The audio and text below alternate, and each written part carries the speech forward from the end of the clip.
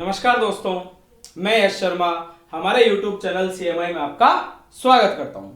दोस्तों, हम हमारी संघ सरकार और उसकी क्रियाविधियों को पढ़ रहे थे, जिसमें हमने सबसे पहले राष्ट्रपति और राष्ट्रपति के बाद प्रधानमंत्री, केंद्रीय मंत्रिपरिषद और फिर संसद के दोनों सदनों के बारे में पढ़ा।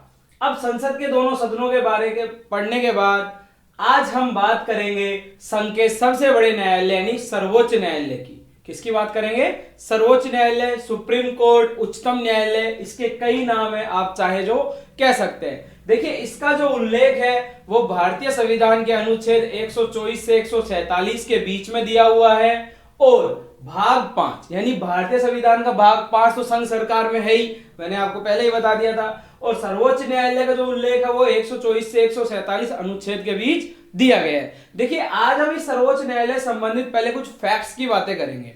तो पहला फैक्ट है इसके बारे में कि इसका प्रावधान कहां था? इसका प्रावधान था 1935 के भारत शासन अधिनियम।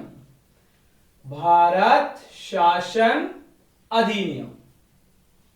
देखिए, अगर आप में से किसी को भी इस अधिनियम के बारे में नहीं पता है तो आप हमारी संवैधानिक विकास पार्ट 2 वाली वीडियो देख सकते हैं आई बटन पे जाकर। वहां से आपको इस 1935 के भारत शासन अधिनियम के बारे में पूरी जानकारी मिलेगी। उसमें कहा गया था, यहां पे मैं बता देता हूं मैं इसके लिए क्यों बोल रहा हूं, कि उस अधिनियम यानी 1935 के भारत शासन अधिनियम में कहा गया था कि क्या होगा? एक संघीय न्यायालय होगा। क्या होगा? एक संघीय न्यायालय की स्थापना का उसमें क्या था? प्रावधान था। एक संघीय न्यायालय होगा। अब इसी संघीय न्यायालय के कहने के आधार पर 1937 में क्या हुआ? संघीय न्यायालय की स्थापना हुई। देखिए, इस अधिनियम के प्रावधान के आधार पर 1937 में संघीय न्यायालय की क्या हुई? स्थापना हुई। संघीय न्यायालय की स्थापना।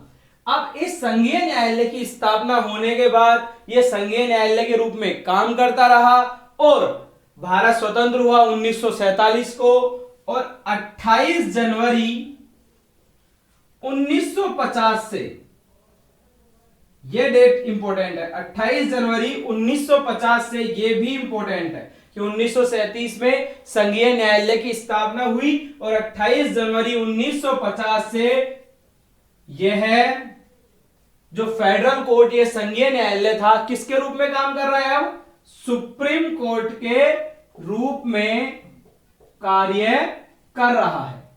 कब से कर रहा है? 28 जनवरी 1950 से।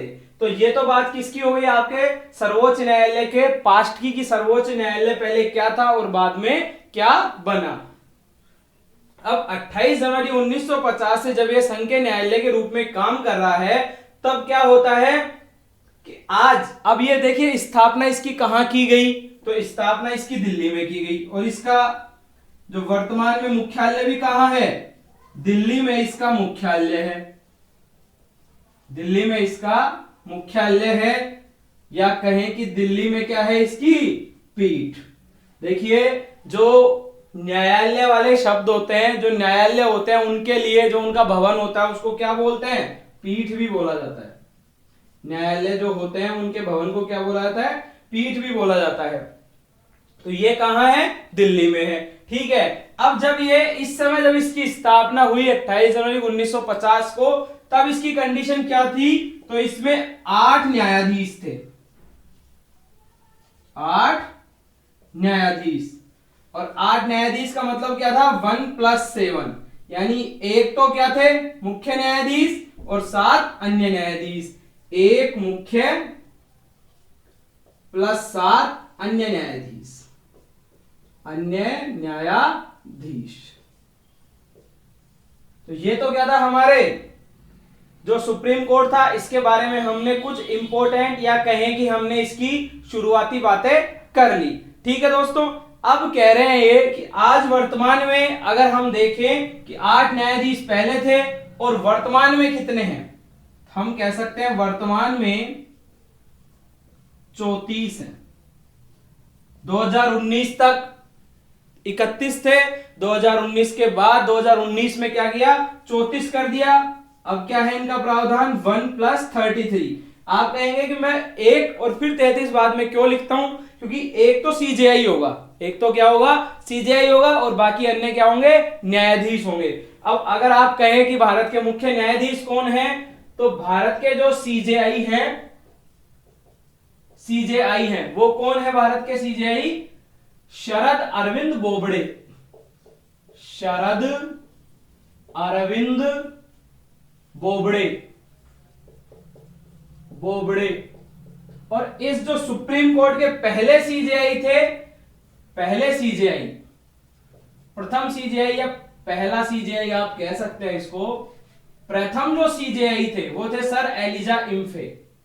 प्रथम सीजेआई कौन थे, सर एलिजा इम्फे। दोनों क्वेश्चन हैं आपके लिए कि आज वर्तमान में सीजेआई कौन है, शरद अरविंद बोबड़े, और पहले सीजेआई कौन थे, सर एलिजा इम्फे। ये तो बात हो गई सुप्रीम कोर्ट से जुड़े कुछ फैक्ट्स की। आप एक स्क्रीनशॉट ले लें ताकि हम इसके बारे में आगे बात करें। अब दोस्तों हम बात करेंगे सुप्रीम कोर्ट की संरचना की। किसकी बात करेंगे, सुप्रीम कोर्ट की संरचना की। अब सुप्रीम कोर्ट की संरचना की जब हम बात करेंगे तो हमने देखा है कि 2019 में कितने न्यायाधीशों का इसमें प्रावधान कर दिया, तो वो कर दिया 34 का। तो अब ये 34 न्यायाधीश जो है वो कैसे हैं, एक तो कैसा है, मुख्य न्यायाधीश, और 33 क्या है, अन्य न्यायाधीश। अब हम देखते हैं कि नियुक्ति कौन करता है, नियुक्ति कौन करेगा, तो नियुक्ति करेगा इनकी राष्ट्रपति। कौन करेगा दोस्तों, राष्ट्रपति करेगा। अब राष्ट्रपति द्वारा जब इनकी नियुक्ति होगी तो राष्ट्रपति को कोई ना कोई सलाह तो देगा। तो यहां पे जब नियुक्ति से संबंधित सलाह है ना, वो केंद्रीय मंत्रिपरिषद नहीं देगी। नियुक्ति से संबंधित जो सलाह है राष्ट्रपति को, वो कौन देगा, कोलेजियम देगा। देखिए न्यायालय से संबंधित जो भी नियुक्तियां होती हैं उनमें राष्ट्रपति को सिफारिश कौन करेगा, कोलेजियम की सलाह पर। एक कोलेजियम है जिसमें भारत के मुख्य न्यायाधीश और अन्य वरिष्ठ न्यायाधीश क्या होते हैं, सदस्य होते हैं। वो सलाह देते हैं राष्ट्रपति को कि आप इस व्यक्ति को सर्वोच्च न्यायालय में न्यायाधीश नियुक्त कीजिए और इस व्यक्ति को आप उच्च न्यायालयों में न्यायाधीश नियुक्त कीजिए। इसमें सिर्फ किसकी सलाह चलेगी, कोलेजियम की सलाह चलेगी। अब मैं यहीं पर एक फैक्ट आपको बता रहा हूं, इंपॉर्टेंट है, क्वेश्चन बनता है इसमें से क्वेश्चन बनता है कि जो 99वां संविधान संशोधन अधिनियम 2014 था, 2014 था, इसके आधार पे देखिए संविधान में संशोधन किया गया और किसका गठन कर दिया, एनजेएसी। एनजेएसी क्या है, राष्ट्रीय न्यायिक नियुक्ति आयोग। न्यायिक नियुक्ति आयोग मतलब हमारी संसद ने एक संविधान संशोधन किया और संविधान संशोधन के माध्यम से क्या बना दिया, एक एनजेएसी बना दिया कि अब राष्ट्रीय न्यायिक नियुक्ति आयोग इस कोलेजियम की जगह ले लेगा और इसी की सिफारिश पर राष्ट्रपति क्या करेगा, जो सर्वोच्च न्यायालय है उसमें मुख्य न्यायाधीश और न्यायाधीशों की नियुक्ति करेगा। साथ में ही इसके साथ एक न्यायिक नियुक्ति अधिनियम भी बनाया। एक क्या बनाया था, एनजेएसी एक्ट, या आप कह दीजिए इसको राष्ट्रीय न्यायिक नियुक्ति अधिनियम या एनजेए, राष्ट्रीय न्यायिक नियुक्ति अधिनियम या आयोग अधिनियम, एनजेएसी एक्ट कह दीजिए। तो राष्ट्रीय न्यायिक नियुक्ति अधिनियम भी बनाया। न्यायिक नियुक्ति इस आयोग के साथ राष्ट्रीय न्यायिक नियुक्ति अधिनियम भी बनाया। अधिनियम, और अधिनियम कब बनाए थे, वही 2014 में। भाई ये पहले आयोग बनाया, आयोग के साथ एक विधि भी बना दी कि आप क्या करेंगे, इस अधिनियम के तहत ही किसका, जो एनजेसी क्या करेगा, सलाह देगा। किसके लिए सलाह देगा, मुख्य न्यायाधीश और न्यायाधीशों की नियुक्ति के लिए किसको सलाह देगा, राष्ट्रपति को। लेकिन जो सुप्रीम कोर्ट के पास एक समीक्षा की शक्ति होती है, किसकी, न्यायिक समीक्षा की शक्ति। तो सुप्रीम कोर्ट ने क्या किया, अपनी इस न्यायिक समीक्षा की शक्ति के आधार पर, न्यायिक समीक्षा, ये न्यायिक समीक्षा की जो शक्ति होती है कहां पे दी हुई है आपके आर्टिकल 13 में। इस आर्टिकल 13 के आधार पर न्यायिक समीक्षा करते हुए इसको क्या घोषित कर दिया, असंवैधानिक। क्या घोषित कर दिया, असंवैधानिक। अब इसको असंवैधानिक कैसे घोषित कर दिया, क्या है सीधा सुप्रीम कोर्ट ने अपने मन से कर दिया? जी नहीं। सुप्रीम कोर्ट क्या है, देखिए कोई भी निर्णय देता है ना तो उसका बेस तो कौन होता है, हमारा संविधान होता है। साथ में सुप्रीम कोर्ट के खुद के जो निर्णय होते हैं वो भी डिक्री या आदेश का काम करते हैं। अब सुप्रीम कोर्ट ने क्या पाया, जो राष्ट्रीय न्यायिक नियुक्ति आयोग था ना, इसमें सुप्रीम कोर्ट के जज भी सदस्य थे, इसमें भारत का विधि मंत्री भी सदस्य था, भारत के प्रधानमंत्री भी सदस्य थे। तो अगर आप ये देखेंगे कि भारत के अगर प्रधानमंत्री हो जाएंगे, विधि मंत्री हो जाएंगे और सुप्रीम कोर्ट के सदस्य भी रहेंगे, साथ में एक अन्य बाहर से आया हुआ न्यायविद भी एक सदस्य था। कभी अगर, वैसे अब इसको पढ़ने की इतनी जरूरत नहीं है एनजेएसी को, बाकी अगर किसी दिन जरूरत पड़ी देखेंगे कि उसमें क्या है, ये 5 लोग सदस्य थे। अब इनसे क्या होता है कि प्रधानमंत्री और जो मंत्री है वो क्या है, वो राजनीतिक कार्यपालिका है और ये क्या है, न्यायपालिका। तो न्यायपालिका को कार्यपालिका प्रभावित ना करे। इन्होंने क्या बोला कि इससे न्यायपालिका की स्वतंत्रता को खतरा है, न्यायपालिका की स्वतंत्रता को खतरा है या निष्पक्षता को खतरा है। इसको खतरा मानते हुए इसको क्या कर दिया, असंवैधानिक घोषित कर दिया। मतलब अभी भी क्या है, देखिए 2014 में नियम तो बना दिया कि एनजेसी के तहत करेंगे, लेकिन सुप्रीम कोर्ट ने उसको 2015 में क्या कर दिया, असंवैधानिक घोषित कर दिया। और सुप्रीम कोर्ट ने यह निर्णय दिया, क्या निर्णय दिया कि अब आगे से भी क्या होगा, कोलेजियम की सलाह होगी। अब ये जो केस था, देखिए दोस्तों ये केस था, ठीक है, तो ये जो किस केस में ये निर्णय दिया इन्होंने, मतलब खुद ही की तरफ से सुप्रीम कोर्ट ने केस लिया, फोर्थ जजेस केस, फोर्थ जजेस केस। देखिए यूपीएससी में ये क्वेश्चन आ चुका है, कहां पे आ चुका है ये, यूपीएससी में। ये फोर्थ जजेस केस कब था, 2015। अब अगर क्वेश्चन मान लीजिए कि कोई क्वेश्चन यूपीएससी में आया है तो सीधी सी बात है कि वही क्वेश्चन क्या है, आगे किसी अन्य पेपर में भी आ सकता है। अब हम जिस भी पेपर की तैयारी कर रहे हैं उसके अनुसार हम ये देखेंगे कि क्यों, कौन सा केस था, फोर्थ जजेस केस, जिसमें क्या दिया, इस राष्ट्रीय न्यायिक नियुक्ति आयोग को सुप्रीम कोर्ट ने असंवैधानिक घोषित कर दिया।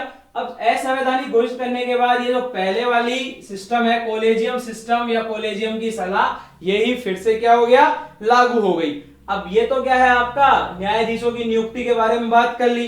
अब न्यायाधीशों की नियुक्ति के बारे में बात करने के बाद अब हम देखेंगे, क्या देखेंगे, एक बार आप इसका स्क्रीनशॉट लीजिए फिर हम आगे बात करते हैं। देखिए अब हम देखते हैं कि जो भारत का मुख्य न्यायाधीश है, क्या वो ऐसे ही न्यायाधीश बन जाएगा क्या, मतलब जिसको मन किया उसी को क्या राष्ट्रपति न्यायाधीश बना देता है, ये अब हम आगे देखेंगे। तो देखिए जो भारत का मुख्य न्यायाधीश है ना,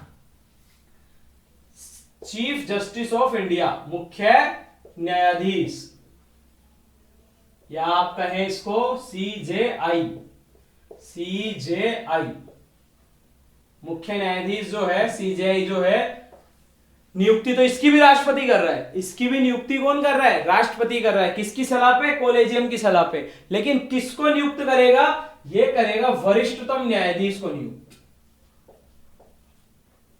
वरिष्ठतम न्यायाधीश ही क्या बनेगा, सुप्रीम कोर्ट का सीजेआई बनेगा। जो भी सुप्रीम कोर्ट में वरिष्ठतम न्यायाधीश होगा ना, उसी को क्या बनाया जाएगा, सीजेआई। ये कौन बनाएगा, राष्ट्रपति बनाएगा, किसकी सलाह पे, कोलेजियम की सलाह पे।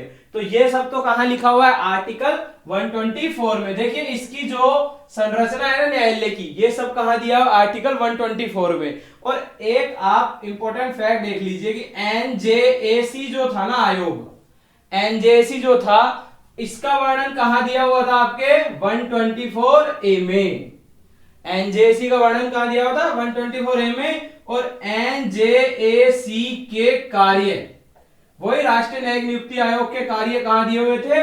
124 बी में। लेकिन इन दोनों को ही क्या कर दिया? असंवैधानिक घोषित कर दिया। तो आप चाहे पढ़े या ना पढ़े कोई जरूरत नहीं है। वैसे हल्का सा देख लीजिए, क्योंकि अभी वही सरकार अस्तित्व में है जिसने कानून बनाया था, तो क्वेश्चन पूछा जा सकता है। बाकी इसके अलावा इसका कोई काम नहीं है, संविधान में अभी इसकी कोई भी जगह नहीं है। तो कहां बनाया था? आर्टिकल 124 ए और 124 बी में। 124 ए में एनजेएसी का खुद के गठन था और एनजेएसी के कार्य कहां थे?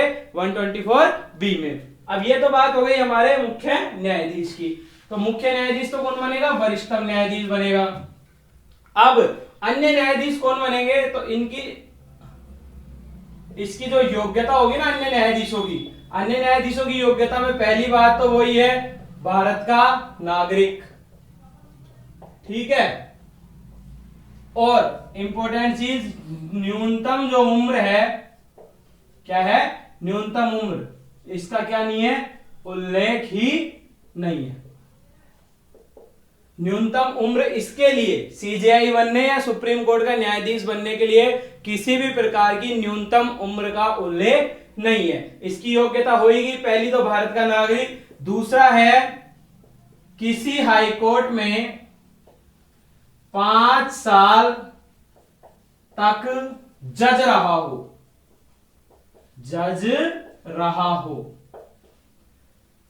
दूसरा, किसी भी न्यायालय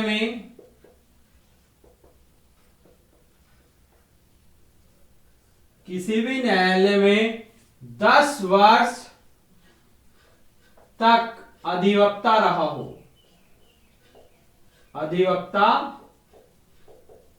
हो और राष्ट्रपति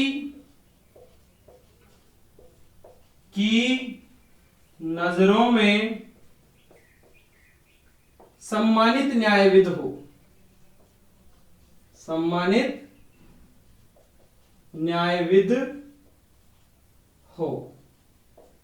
मतलब क्या करेगा ये कि इसकी योग्यता क्या है कि वो भारत का नागरिक होना चाहिए, उसकी न्यूनतम उम्र का उल्लेख नहीं है, या फिर किसी हाईकोर्ट में 5 साल तक वो क्या रहा हो? जज रहा हो, या किसी उच्च न्यायालय या किसी अन्य न्यायालय में क्या हुआ हो? 10 वर्ष तक वो अधिवक्ता रहा हो, वकील रहा हो, या राष्ट्रपति की नजरों में एक सम्मानित न्यायविद हो। ये बात किसके लिए हो गई?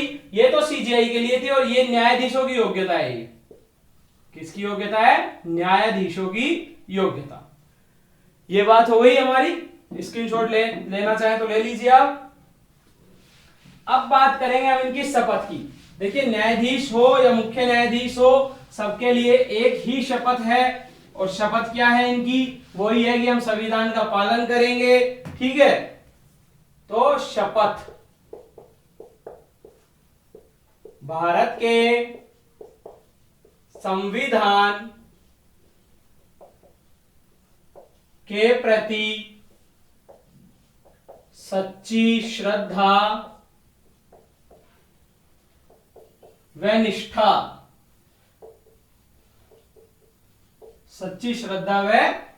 रखूंगा। भारत की प्रभुता व एकता को अखंड रखूंगा। प्रभुता व एकता को अखंडता को अक्षुण्ण रखूंगा।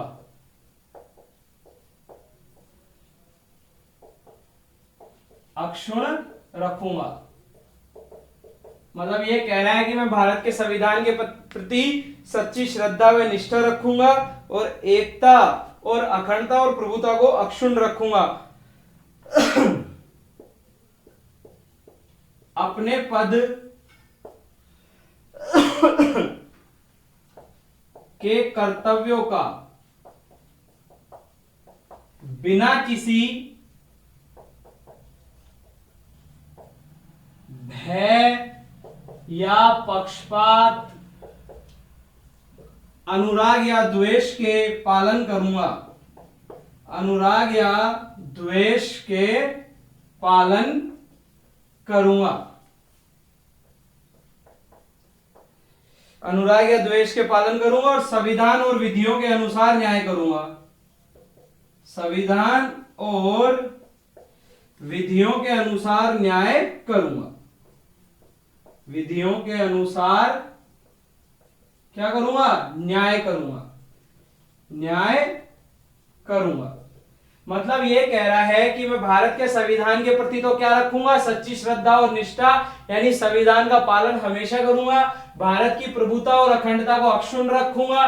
ठीक है। अपने पद के कर्तव्यों का बिना किसी भय, पक्षपात, अनुराग या द्वेष के पालन करूंगा और संविधान और विधियों के अनुसार न्याय करूंगा कि संविधान में क्या बात लिखी हुई है और इसके लिए क्या विधियां बनाई हुई हैं, उन्हीं के अनुसार मैं क्या करूंगा? न्याय करूंगा।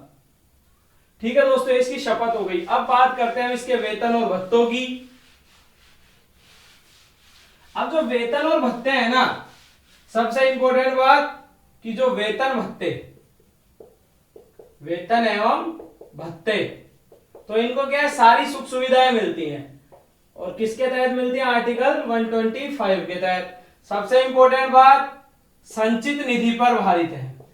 ये क्या है? भारत की संचित निधि पर भारित व्यय है। मतलब इनका जो वेतन है वो क्या है? भारत की संचित निधि पर भारित है और संचित निधि पर जो चीज भारित होती है ना, उस पर किसी प्रकार का कोई विचार विमर्श या मतदान नहीं होता है। ठीक है। वेतन भत्ते 2018 में सीजेआई का वेतन 1 लाख से बढ़ाकर 1 लाख से, देखिए सबके वेतन मैंने आपको बताया 2018 में बढ़े हैं, बढ़ाकर 2.80 लाख कर दिया। ठीक है। और अन्य न्यायाधीशों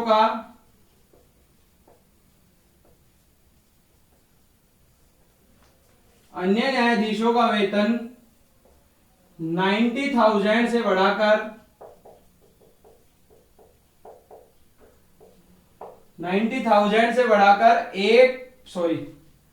2.5 लाख, 2.5 लाख कर दिया। मतलब रुपए और रुपए, यानी सीजेआई का वेतन तो 1 लाख से बढ़ा के कितना कर दिया? 2.5 लाख, 2.80 लाख, और अन्य न्यायाधीशों का 90,000 से बढ़ा करके 2.5 लाख। अब बात करते हैं हम इनकी पेंशन। तो इनकी पेंशन जो है ये भी भारत की संचित निधि पर ही भारित होती है। पेंशन अंतिम माह के वेतन का 50% निर्धारित है। तो ये बात हो गई किसकी? इनके वेतन और भत्तों की। ठीक है। अब इंपॉर्टेंट बात कि इनका जो कार्यकाल है ये कितना है? 65 वर्ष की उम्र तक। ठीक है। और एक इंपॉर्टेंट चीज की, त्यागपत्र किसको देंगे? त्यागपत्र देंगे भारत के राष्ट्रपति को। किसको देंगे? राष्ट्रपति को। क्योंकि इनकी नियुक्ति भी कौन करता है? राष्ट्रपति। तो ये सब आपके सामने कुछ फैक्ट्स हैं, इन फैक्ट्स को आप स्क्रीनशॉट ले लीजिए। अब बात करेंगे इन न्यायाधीशों को हटाने की प्रक्रिया के बारे में। देखिए, या तो ये त्यागपत्र राष्ट्रपति को दे ही देते हैं, और अगर त्यागपत्र राष्ट्रपति को नहीं देंगे तो इनको किस प्रकार से हटाया जा सकता है, तो उसकी हम बात कर लेते हैं। देखिए, वैसे तो इनको जो हटाने का तरीका है ना, वो बिल्कुल राष्ट्रपति को हटाने जैसा तरीका है। हटाने की प्रक्रिया, हटाने की प्रक्रिया की है, क्या है इसकी? राष्ट्रपति के महाभियोग के समान, महाभियोग के समान ही है ये प्रक्रिया। राष्ट्रपति के महाभियोग के समान ही है प्रक्रिया। अब इस प्रक्रिया का उल्लेख कहां है? तो ये न्यायाधीश जांच अधिनियम, न्यायाधीश जांच अधिनियम 1968 में क्या कर रखा है? इस प्रक्रिया का उल्लेख कर रखा है। इस प्रक्रिया का उल्लेख कर रखा है। अब मान लीजिए इनको हटाना है, वही महाभियोग की प्रक्रिया। पहले तो आप है ना इस महाभियोग की प्रक्रिया को, जो राष्ट्रपति पर महाभियोग लगता है ना, इस प्रक्रिया को राष्ट्रपति वाले चैप्टर से देख लीजिए और उसके बाद आप इसकी बात कीजिए। क्यों? अगर वहीं ये प्रक्रिया समझ में आएगी, पूरी प्रक्रिया मैंने वहां बताई है। अब यहां पे हम इसमें जो लिखा हुआ है ना उस प्रक्रिया का उल्लेख कर रहे हैं। क्या लिखा हुआ है कि लोकसभा से तो कितने, कम से कम 100 सदस्य प्रस्तावक होने चाहिए, 100 सदस्यों ने प्रस्ताव रखा हो, और राज्यसभा से, या राज्यसभा से कितने 50 सदस्य क्या करेंगे, प्रस्ताव रखेंगे। 50 सदस्य क्या रखेंगे दोस्तों, प्रस्ताव रखेंगे। किसके सामने, अध्यक्ष या सभापति के सामने। अध्यक्ष या सभापति, अध्यक्ष या सभापति स्वीकार या अस्वीकार कर सकते हैं, अस्वीकार कर सकते हैं। ये क्या है, ये जो बात है ना अध्यक्ष और सभापति, ये इन दोनों का खुद का स्वविवेकीय निर्णय होगा कि हम इसे स्वीकार करते हैं या अस्वीकार करते हैं। अब उसके बाद क्या होगा, उसके बाद होगा कि एक समिति गठित की जाएगी। क्या गठित की जाएगी, देखिए इन्होंने स्वीकार भी कर लिया ना, फिर भी क्या होगा, समिति गठित की जाएगी, समिति गठित की जाएगी। अब मान लीजिए ये किसी न्यायाधीश के खिलाफ है, तो इसमें कितने हैं, 3 सदस्यों की समिति होगी, है जांच समिति है 3 सदस्यों की। अब ये 3 सदस्यों की जांच समिति होगी ना। अब मान लीजिए कि ये है जांच सीजेआई के खिलाफ है या किसी अन्य न्यायाधीश के खिलाफ, किसी के खिलाफ हो सकती है। तो पहला सदस्य तो कौन होगा, फर्स्ट होगा सीजेआई, भारत का सीजेआई या अन्य न्यायाधीश, या कोई अन्य न्यायाधीश, ठीक है। दूसरा होगा आपका किसी हाई कोर्ट का चीफ जस्टिस, किसी हाई कोर्ट का मुख्य न्यायाधीश,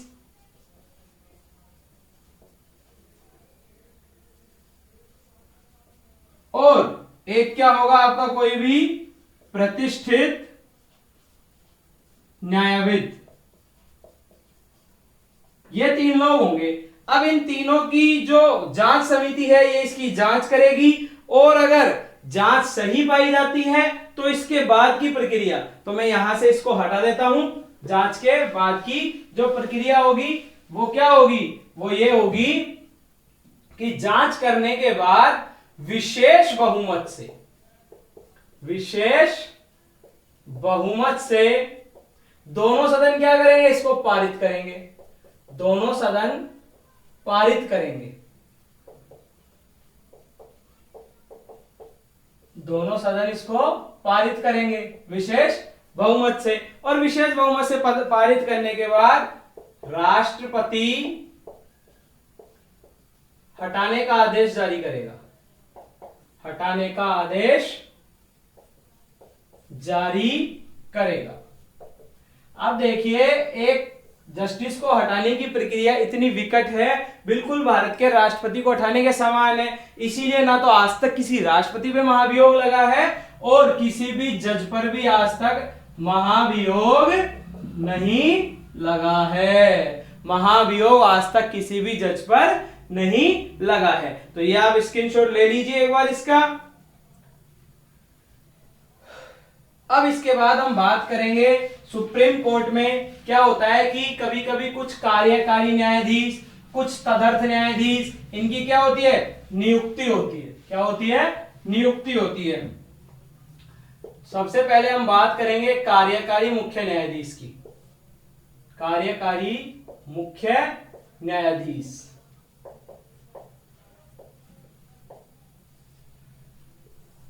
जब सीजेआई, जब भारत का सीजेआई अपने कर्तव्यों का दायित्व निर्वहन कर पाने, अपने दायित्वों का निर्वहन, जब सीजेआई क्या होगा, दायित्वों का निर्वहन कर पाने में असमर्थ हो, असमर्थ हो, तब क्या करता है, राष्ट्रपति तब राष्ट्रपति किसी वरिष्ठतम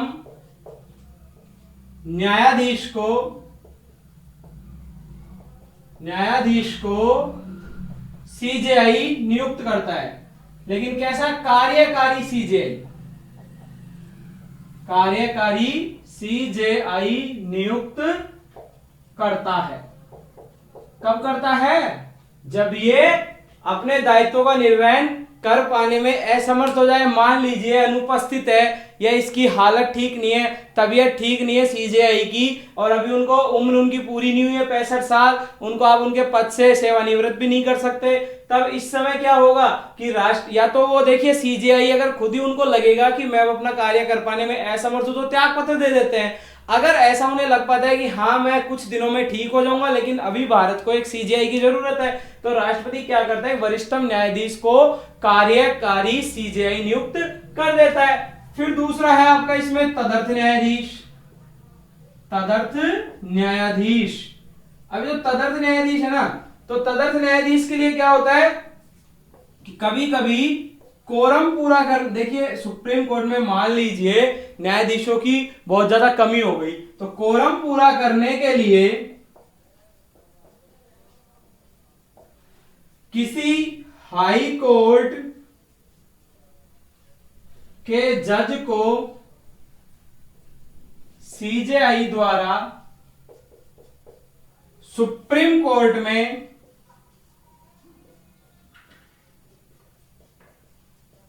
कार्य करने,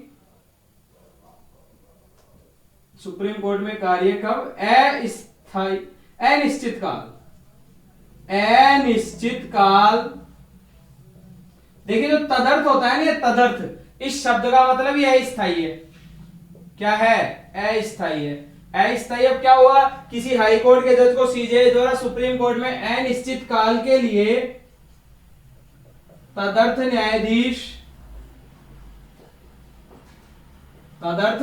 न्यायाधीश क्या हुआ?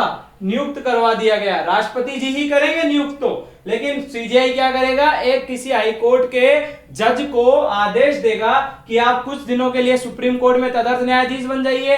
और ये जब तदर्थ न्यायाधीश बनेगा ना, तदर्थ न्यायाधीश, तो इसको एससी के न्यायाधीशों के समान वेतन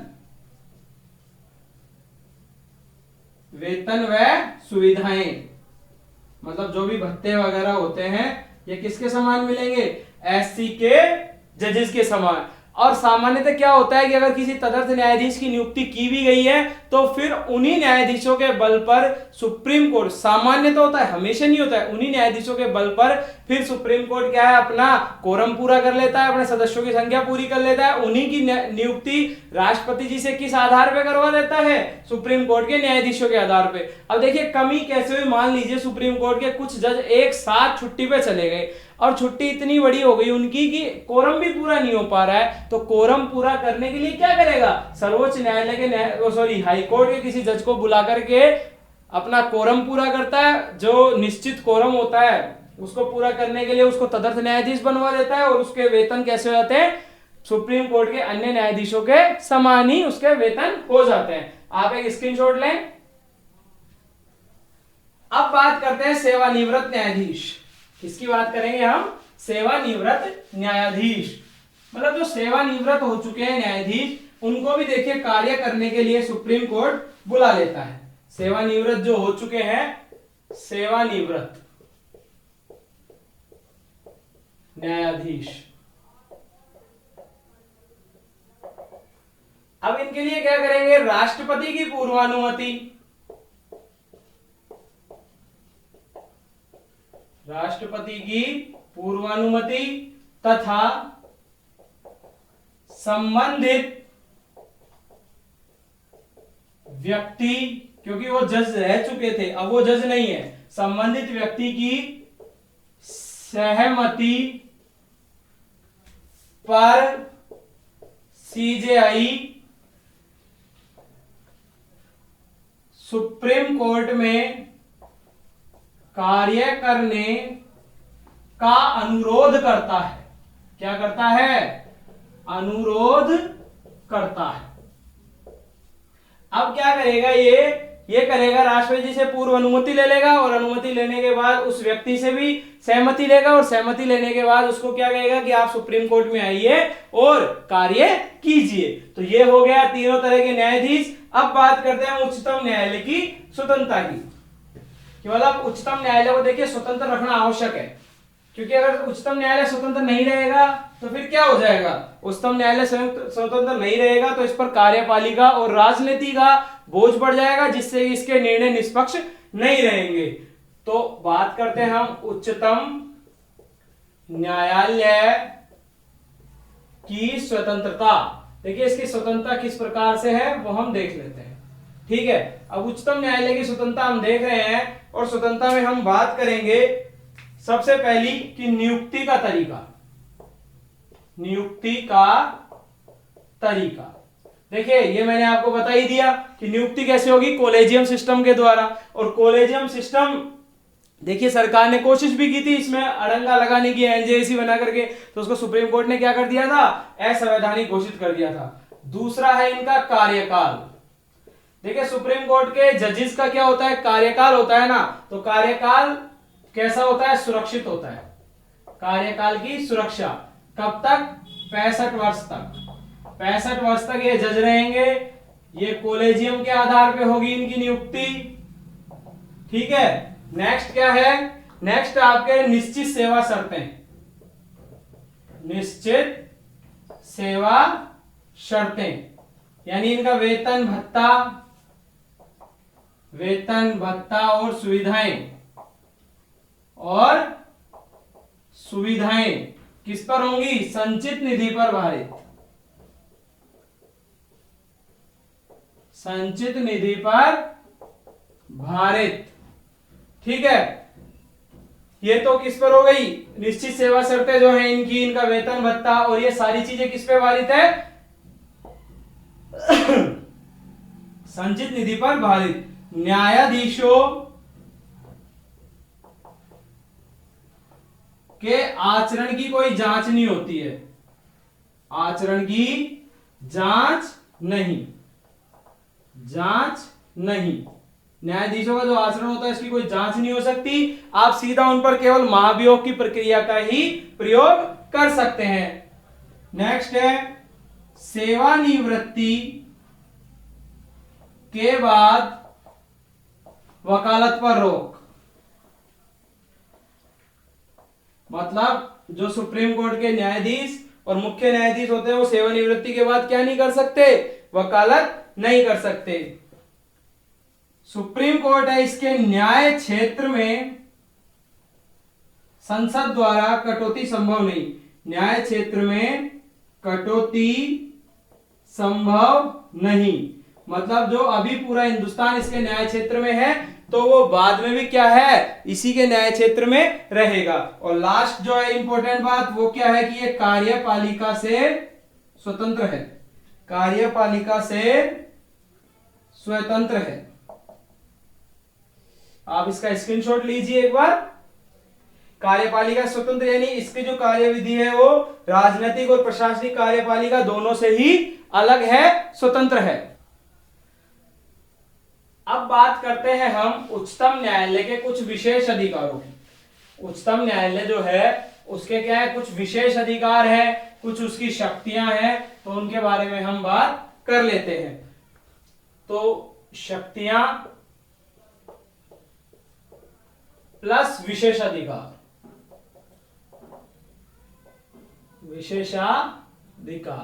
अब जो इसकी शक्तियां और विशेष अधिकार हैं, तो पहली तो क्या है?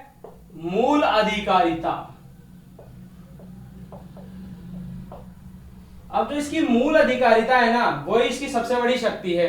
क्या है कि ये संघीय ढांचा, जो संघीय ढांचा है ना अपना, उसको बनाए रखती है। तो संघीय ढांचे के लिए क्या करती है कि संघीय ढांचा जो है भारत का, उसकी देखिए विभिन्न इकाइयां कैसे हो जाएंगी? एक केंद्र हो जाएगा, एक राज्य हो जाएगा, दो अलग अलग राज्य हो जाएंगे। कभी कभी केंद्र और राज्यों में एक ही सरकार होती है, एक ही दल की, तो वो एक तरफ होते हैं, अन्य दलों की सरकारें होती है तो वो लोग एक तरफ हो जाते हैं। तो हम इनकी कुछ देख लेते हैं। ठीक है, तो अब देख लेते हैं इसमें मूल अधिकारिता, संघीय ढांचा, संघीय ढांचे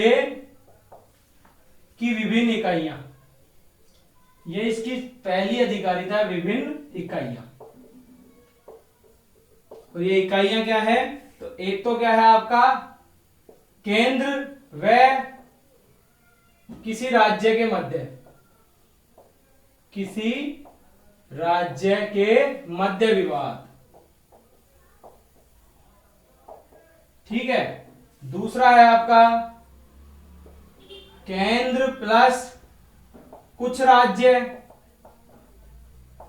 वर्सेज अन्य राज्य, अन्य कुछ राज्य विवाद, ठीक है। और एक है जो राज्य या राज्यों के मध्य विवाद,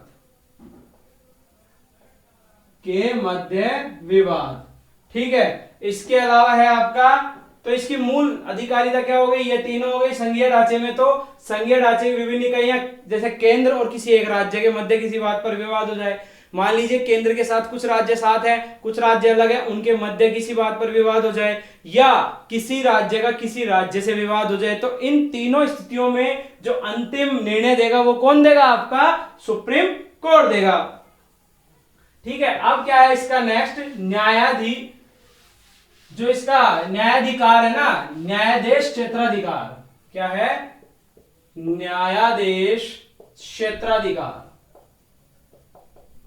क्षेत्राधिकार, ठीक है दोस्तों। अब न्यायाधीश क्या है इसका, इसका जो क्षेत्र है वो क्या कहता है कि ये मूल अधिकारों का रक्षक और गारंटर है, मूल अधिकारों का रक्षक प्लस गारंटर, रक्षक प्लस गारंटर, ये कौन है, सुप्रीम कोर्ट है। दूसरा क्या है, ये मूल अधिकारों के संबंध में, मतलब मूल अधिकारों के संबंध में या रक्षा हेतु कौन कौन सी है आपके, बंदी प्रत्यक्षीकरण, बंदी प्रत्यक्षीकरण, ये देखिए एक मैंने बात बोली है कि मूल अधिकारों के संबंध में सुप्रीम कोर्ट जो होता है वो सिर्फ मूल अधिकारों के संबंध में ये रिट जारी करता है, और हाई कोर्ट है वो अन्य संबंधों में भी ये वाली ही रिटें जारी कर सकते। देखिए रिटें वही है, बंदी प्रत्यक्षीकरण, परमादेश, उत्प्रेषण, प्रतिषेध, बंदी प्रत्यक्षीकरण, उत्प्रेषण, प्रतिषेध, परमादेश और अधिकार प्रच्छा,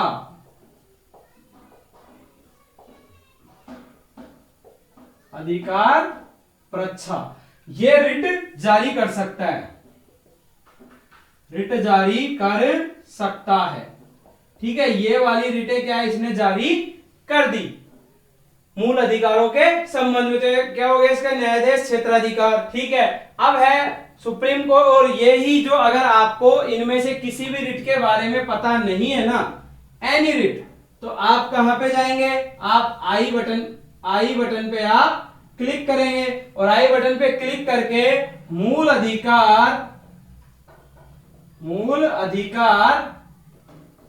पार्ट 4, क्या देखेंगे, मूल अधिकार पार्ट 4, वहां से आपको इन रिट्स के बारे में पूरी जानकारी मिलेगी। अब बात कर रहे हैं हम इसकी अपीलीय क्षेत्राधिकारिता, कि इस पर अपील कहां कहां से की जा सकती है सुप्रीम कोर्ट में। तो अपीलीय क्षेत्राधिकारी,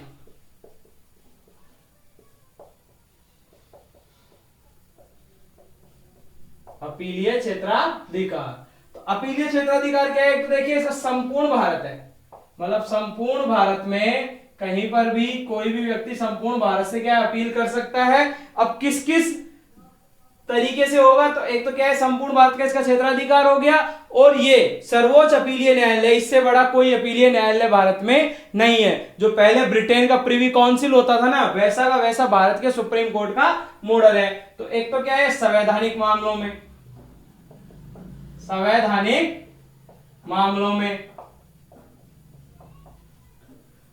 मामलों में हो गया। दूसरा दीवानी मामलों में, दीवानी प्लस आपराधिक, दीवानी मामलों में, आपराधिक मामलों में,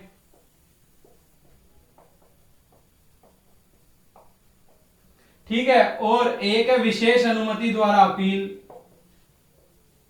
विशेष अनुमति द्वारा अपील।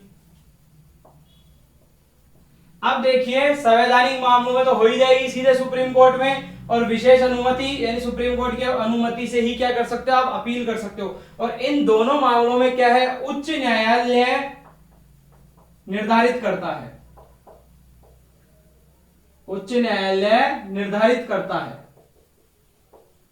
निर्धारित करता है। अगर उच्च न्यायालय ने कहा है ना तभी आप सुप्रीम कोर्ट में जा सकते हैं, अन्यथा नहीं जा सकते। तो ये तो हो गया आपके अपीलीय क्षेत्राधिकार।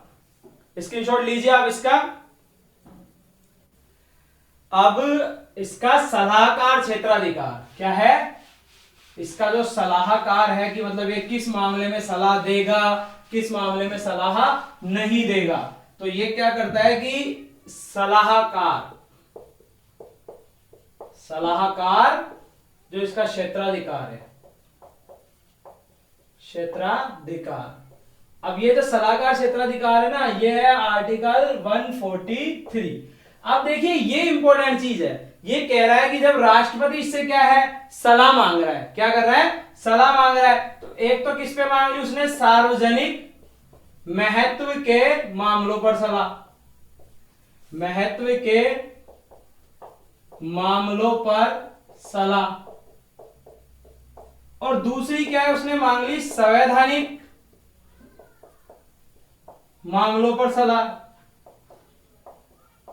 किसने मांग लिया, आपके राष्ट्रपति ने। अब क्या करता है सुप्रीम कोर्ट की, सार्वजनिक महत्व के मामलों पर सलाह है तो यहां पे दे भी सकता है और मना भी कर सकता है। तो ये तो कैसी हो गई, इसके लिए वैकल्पिक व्यवस्था हो गई। कैसी हो गई, वैकल्पिक व्यवस्था। और संवैधानिक मामलों पर सलाह जो है इसके लिए क्या है, बाध्यकारी है। राष्ट्रपति को संवैधानिक मामलों पर सलाह कौन देगा, सिर्फ सुप्रीम कोर्ट देगा। क्यों, क्योंकि संविधान का अंतिम व्याख्याकार कौन है, सुप्रीम कोर्ट है।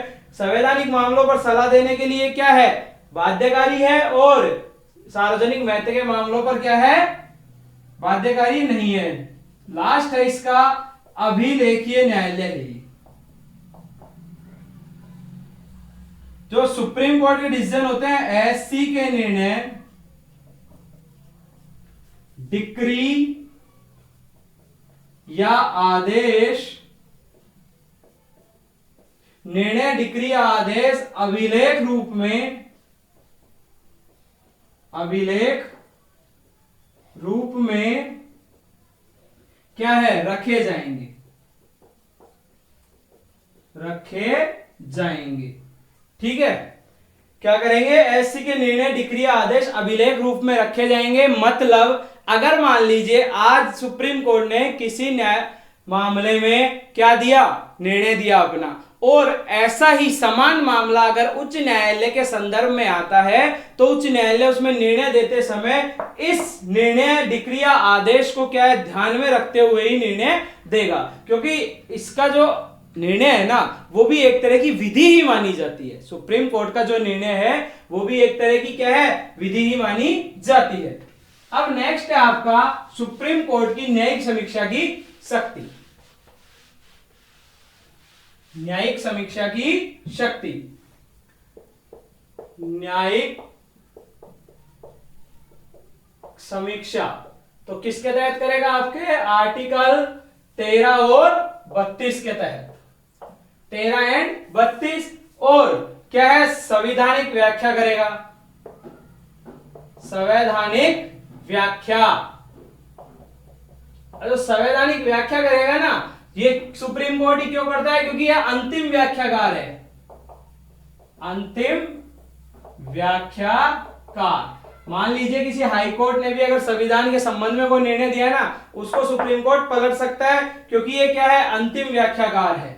किसका, किसका अंतिम व्याख्याकार है, संविधान का। अब इसके बाद हम लास्ट जो बात करेंगे सुप्रीम कोर्ट के बारे में वो है सुप्रीम कोर्ट की अन्य शक्तियां।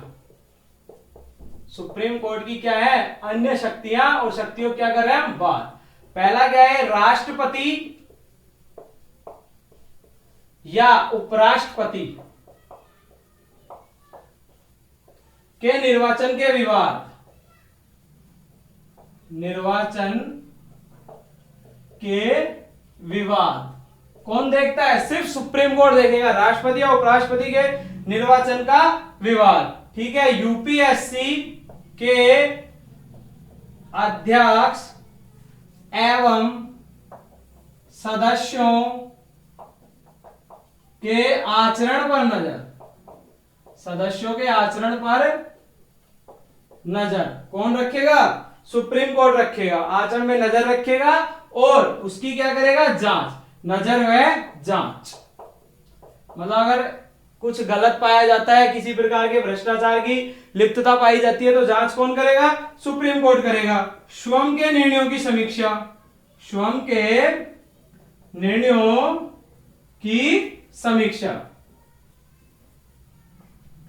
देखिए सुप्रीम कोर्ट क्या है, खुद के निर्णयों की भी समीक्षा करता है। जैसे इसने क्या किया था, गोपालन मामला, गोपालन मामला 1967 का निर्णय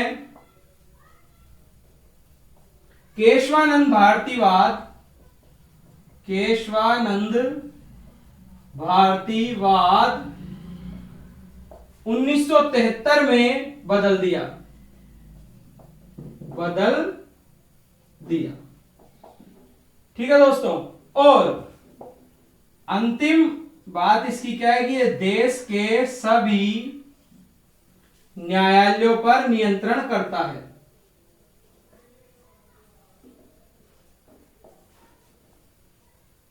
क्या करेगा, नियंत्रण करेगा। कौन करेगा, आपका सुप्रीम कोर्ट करेगा। क्या करता है आपका सुप्रीम कोर्ट कि राष्ट्रपति उपराष्ट्रपति के निर्वाचन का अगर कोई विवाद है तो उस पर निर्णय कौन लेगा, सुप्रीम कोर्ट लेगा। यूपीएससी के अध्यक्ष एवं सदस्यों के आचरण पर नजर और उनकी जांच कौन करेगा, सुप्रीम कोर्ट करेगा। और इंपॉर्टेंट बात कि स्वयं के निर्णयों की भी समीक्षा करता है। जैसे कभी कभी क्या होता है कि सुप्रीम कोर्ट ने कोई निर्णय दिया और उसके बाद एक दूसरी कोई पीठ बैठी तो उसने क्या उस निर्णय को पलट दिया या उस निर्णय में कुछ सुधार कर दिया, तो स्वयं के निर्णयों की भी क्या करता है, जांच। और ऐसा कब हुआ था कि गोपालनवाद 1967 के निर्णय को केशवानंद भारतीवाद 1973 में इन्होंने बदल दिया था। और अंतिम क्या है कि देश के सभी न्यायालयों पर क्या करता है, सुप्रीम कोर्ट नियंत्रण करता है। तो दोस्तों आज के इस सर्वोच्च न्यायालय के वीडियो में इतना ही। उम्मीद करता हूं कि आपको ये वीडियो अच्छी लगी होगी। अगर ये वीडियो आपको अच्छी लगी है तो आप वीडियो को लाइक कीजिए, वीडियो पर कमेंट कीजिए और हमारे चैनल सीएमआई को सब्सक्राइब करें, हमारे चैनल को आप शेयर करें। दोस्तों घर रहिए, सुरक्षित रहिए, कोरोना से बचे रहिए, पढ़ते रहिए। जय हिंद।